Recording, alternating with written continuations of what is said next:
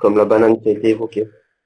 Mais comment vous compensez? Non, là, nous ne menons pas de projet de compensation, en tout cas pas sur la banane, parce que la banane, la banane est typiquement un produit exotique et un produit qui doit être importé. Donc on ne peut pas le produire sur le territoire.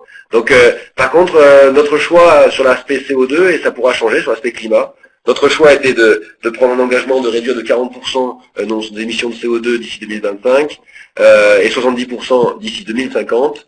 Ça nous demande déjà un effort qui est colossal pour réussir à atteindre l'objectif. Cet objectif-là, c'est notre priorité. Notre priorité est de réduire nos émissions. C'est vrai que quand on arrivera peut-être à un étalon, quand on arrivera à avoir stabilisé nos émissions de CO2 et qu'on n'aura plus de potentiel à le réduire, je pense qu'il faudra que l'on travaille sur la compensation et qu'on travaille sur d'autres modes. Mais aujourd'hui, c'est vrai que notre objectif à nous, il est de réduire, dans l'ensemble de la chaîne d'approvisionnement, de réduire les émissions de CO2.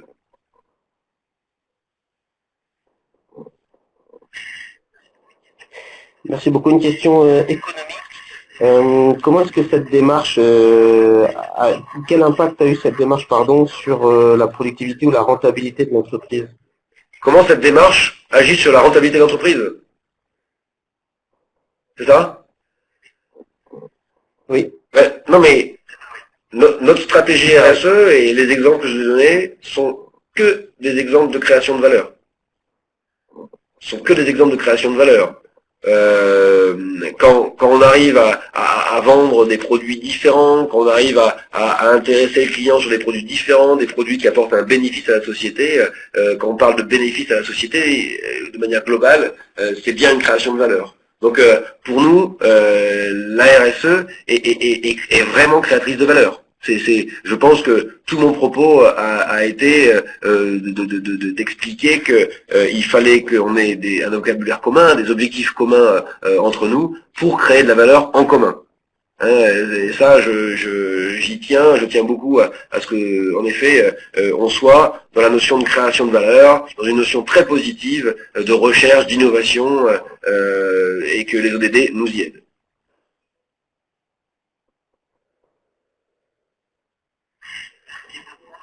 Merci beaucoup. Je pense on arrive à la fin du temps qui nous était imparti. Est-ce qu'il y a un petit mot de conclusion? Non, je vois une question là sur les fournisseurs sont-ils sensibles à la question des ODD? C'est une très bonne question parce que la sensibilité c'est quelque chose, en effet, nous on prend les fournisseurs, on leur prend on les prend pour les produits. À nous aussi de leur expliquer que s'ils veulent faire un bout de chemin avec nous, et comme souvent ils ont envie de le faire, eh ben il faut qu'ensemble on trouve sur ce chemin une route commune, et cette route commune ce sont les ODD. Et qu'ils soient sensibles ou pas, je dirais.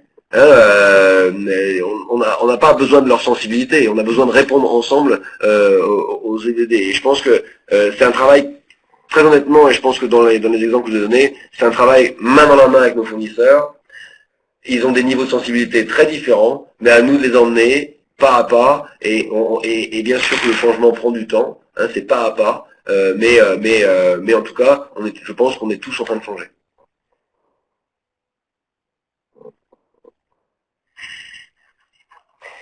Merci beaucoup, Bertrand Sterki, donc du groupe Carrefour, pour cette présentation et pour avoir répondu à différentes questions. Alors juste avant de laisser la main à RSE et PED pour conclure, je pense que l'on peut retenir de ces deux interventions très intéressantes et très concrètes. Aujourd'hui, d'une part, que les ODD, c'est un vrai levier pour développer des partenariats, pour dialoguer avec ces parties prenantes.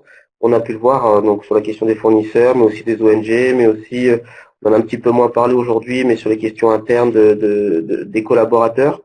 Donc les ODD comme un langage commun. On peut retenir également que c'est un outil qui permet d'innover, de se poser des questions, de renouveler les modes d'organisation et même les chaînes d'approvisionnement. Et puis également, c'est un outil qui permet de s'engager, de contribuer au changement de société, au changement des marchés, même comment est-ce qu'on restructure l'ensemble des activités économiques pour aller vers un développement durable. Donc merci encore à nos deux intervenants, donc le groupe Pernod Ricard et le groupe Carrefour, pour ces retours d'expérience sur la mise en œuvre des objectifs de développement durable en lien avec leur démarche RSE. Et je laisse la parole à RSE et PED pour un petit mot de conclusion et annoncer la suite du cycle du webinaire.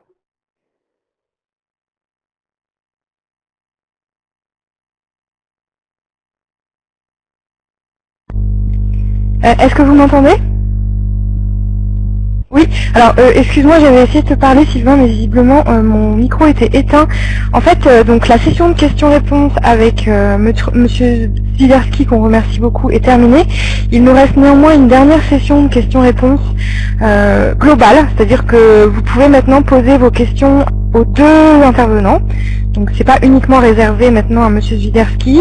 Donc quand vous posez vos questions, n'oubliez pas d'indiquer pour qui est la question, parce que là, la session de questions-réponses est la session de questions-réponses finale. Donc on a jusque 12h30. Et donc on peut poser les dernières questions, soit les questions qui ont été posées au préalable, soit les questions qui restent. Donc n'hésitez pas donc à continuer à poser vos questions dans la fenêtre de conversation. Je vais peut-être relaisser la main à la parole plutôt à Sylvain pour poursuivre la session de questions-réponses, mais là maintenant à destination de tous les intervenants. Voilà, donc je recoupe mon micro et Sylvain, tu peux reprendre la parole.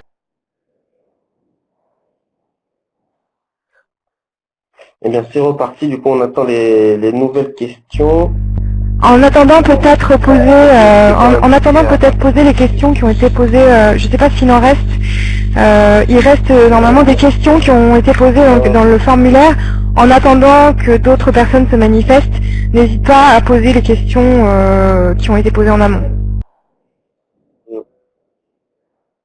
Bah, je les avais posées au fur et à mesure. Il en restait une, c'était comment est-ce que les démarches ODD ont été initiées. Alors, je ne sais pas si Naomi Bauer ou Bertrand Zwiderski veut dire un mot là-dessus.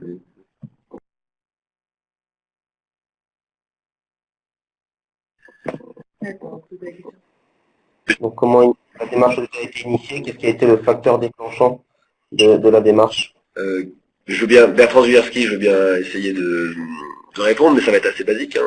C'est les ODD, voilà, elles sont sorties. On s'est dit, ah, enfin, nous on savait bien sûr que ça allait arriver. Enfin, un langage commun. Vous imaginez, on a une grille de lecture en 17 objectifs des enjeux pour des enjeux planétaires. Et maintenant, on a tous à y contribuer. Donc, moi, je dirais, dans une entreprise comme la nôtre, ça devient naturel après de se poser la question. Et si je peux compléter, Noémie de Pernod Ricard, chez Pernod Ricard, c'était comme Bertrand vient de le dire pour Carrefour, une évidence. Mais si on parle de démarche pratique, la première chose que l'on a fait chez Pernod Ricard, c'est convaincre et expliquer les ODD à notre top management, parce que pour des non-experts de la RSE, il y a quand même tout un travail d'éducation de la part du département RSE au top management, et ils ont tous été très emballés. C'est pour ça qu'on a ensuite travaillé avec le SDG Compass et tous les autres outils, mais je tiens à vous conseiller de faire de même, parce que l'aval du top management est clé pour pouvoir décliner la stratégie RSE et donc ODD partout dans l'entreprise. Alors, question pour le groupe Carrefour, quel est le lien qui est fait avec les 10 principes du Global Compact? Non, on n'a pas de... Les 10 principes du Global Compact, franchement, on les a intégrés, nous, dans nos chartes, dans nos contrats fournisseurs, on les a vraiment intégrés dans notre stratégie. C'est un peu différent. La démarche est un petit peu différente. Ça veut dire que on les a intégrés dans notre stratégie, aujourd'hui, et c'est notre stratégie qui est mise en avant. On n'a pas, je sais même pas si on reporte, on reporte bien sûr annuellement au Global Compact, mais on n'a pas fait ce même travail qu'avec les ODD. On a cette intégration, monsieur, parce que je suis quand même très impliqué au Global Compact, on a cette intégration des principes dans notre stratégie, mais on n'a pas fait ce même travail comme on a pu le faire avec les ODD.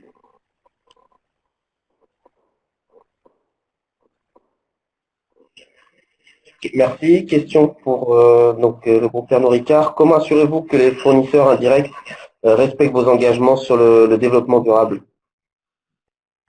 Alors, désolé, j'avais éteint mon micro. Pour nos fournisseurs donc directs et indirects, tous rentrent dans donc le programme dont que je citais tout à l'heure, qui s'appelle Blue Source en fait, où nos équipes achats demandent aux fournisseurs directs et indirects de signer un commitment CSR. On fera des audits des fournisseurs qui nous semblent on va dire pas clair. Et donc on a tout ce programme qui est implémenté par notre direction achat. Mais le devoir de vigilance le souligne, il faut aller encore plus loin et c'est aujourd'hui une problématique pour, je pense, de nombreuses entreprises. Déjà bien connaître toute sa chaîne, tous les fournisseurs directs et indirects. Et là, il y a une grosse complexité selon la taille de l'entreprise. Et après, s'assurer que l'on fait du business avec des fournisseurs responsables.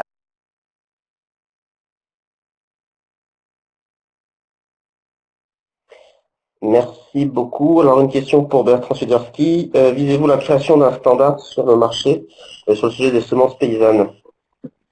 Alors, franchement, c'est pas poser la question de créer un standard. Mais par contre, dans le cadre de notre stratégie de biodiversité, c'est clair qu'on se pose toutes les questions possibles. Et vous avez bien vu qu'avec ce projet des semences paysannes, on apporte une nouvelle pierre, comme on le fait sur la pêche, etc. On apporte une nouvelle pierre pour offrir à nos clients plus de variétés de produits, pour que nos clients certains clients puissent se retrouver, sur des variétés qui sont paysannes, et ça nous semble normal. Et en même temps, on a lancé un appel au changement des règles. Donc c'est pas un standard tout à fait.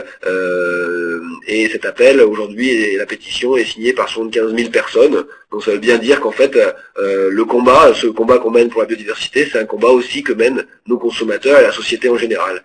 Et donc je vois dans la question en effet que la personne de Marie-Claire Nico dit merci au passage pour cette belle initiative. J'ai envie de dire merci à tous ceux qui sont avec nous dans ce combat. C'est ça le job, c'est que c'est pas juste Carrefour quoi. C'est Carrefour, ses consommateurs et les personnes qui ont envie de mener ce combat avec nous. Et je vous dis, 75 000 personnes qui signent, c'est quand même très très bien. Et quelle réponse de la part des consommateurs, selon vous? Les consommateurs achètent les produits. Donc ils signent la pétition, ils achètent les produits. Donc je pense qu'ils comprennent ce combat.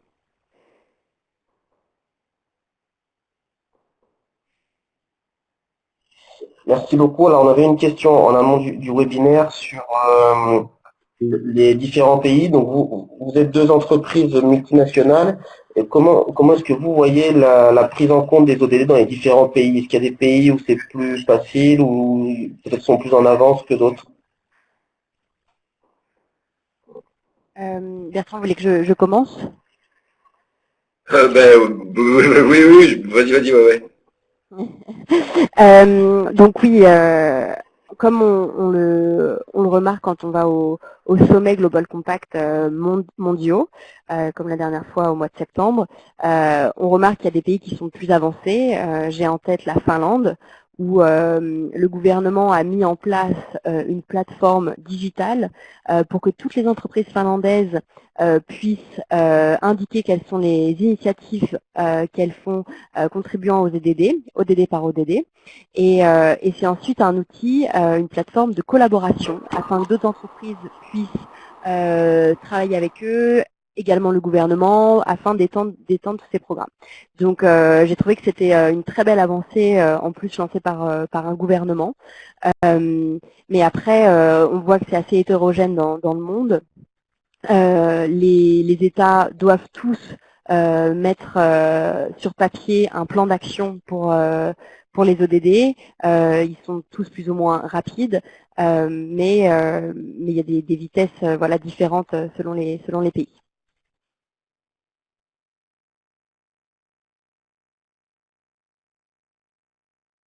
Je vais répondre aussi. Du coup, question une entreprise responsable, elle se doit, quand elle arrive dans un pays, quand elle travaille dans un pays, etc., peut-être de faire changer les choses. Alors, on part pas tous du même niveau. En Espagne, en France, en Europe, c'est pas tout à fait pareil que quand on travaille dans des pays en Asie ou en Asie du Sud-Est, etc. C'est très différent. mais je pense qu'on doit avoir en ligne de mire, on doit avoir l'envie de faire évoluer les choses. Vous voyez, par exemple, sur les droits de l'homme, sur les conditions de travail, etc., nous, on a un standard international qui est le même partout et qu'on fait appliquer dans les usines qui produisent pour nous. Et ce standard, on l'impose. Est-ce que ça change le monde? J'ai pas dit ça. Est-ce que ça change les conditions de travail dans certaines usines? Oui. Est-ce que ça fait tache d'huile? Oui. Quelquefois, vous voyez, par exemple, on écrit entre différents acteurs qui travaillent dans un pays pour demander à ce que le gouvernement hausse les salaires minimaux. Parce que on se dit, on dit au gouvernement du pays, prenez vos responsabilités et nous, on prendra les nôtres.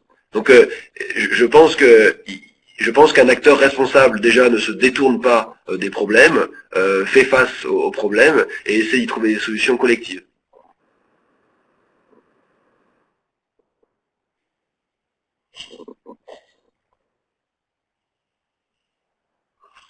Merci beaucoup. Alors, est-ce qu'il y a d'autres questions qui sont arrivées?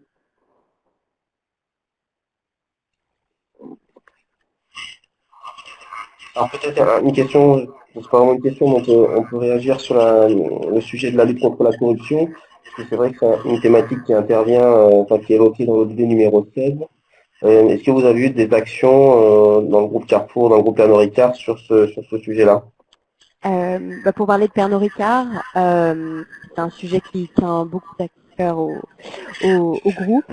Donc notre service juridique a fait un code donc de conduite des affaires assez strict avec des règles très claires qui maintenant est en place depuis je pense 2015 et maintenant il y a tout l'outil de sensibilisation des collaborateurs. Donc on a fait un MOOC, c'est les Online Training Platform, pour éduquer avec des vidéos, avec des exemples concrets, des questions et challenger les employés pour prendre la lutte anticorruption vraiment à cœur.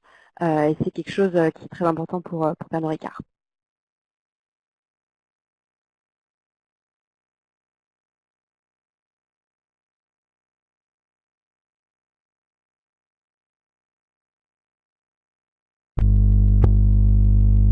Bertrand, est-ce que vous voulez vous exprimer sur cette question-là avant qu'on conclue le webinaire?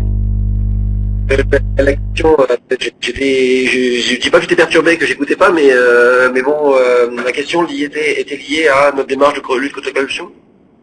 Oui, tout à fait. Lutte contre la corruption, voilà, tout à fait. Ouais, alors ça c'est une démarche qui est liée à notre direction juridique. Je n'en connais pas vraiment la responsabilité. Je connais pas le sujet très bien. Ce que je sais, c'est qu'on a une charte de lutte contre la corruption, qu'on a un comité d'éthique ici, et que bien sûr chez nous c'est un sujet clé. C'est un sujet clé et c'est un sujet sur lequel on ne transige pas. Je sais pas quelle était vraiment la question, mais si bien sûr cette partie des ODD, c'est évident que une démarche RSE, qui est une démarche volontaire, doit se baser d'abord sur une conformité. Et la corruption fait partie de la conformité. D'accord, merci beaucoup. Donc merci Sylvain d'avoir assuré la modération de ce webinaire et d'avoir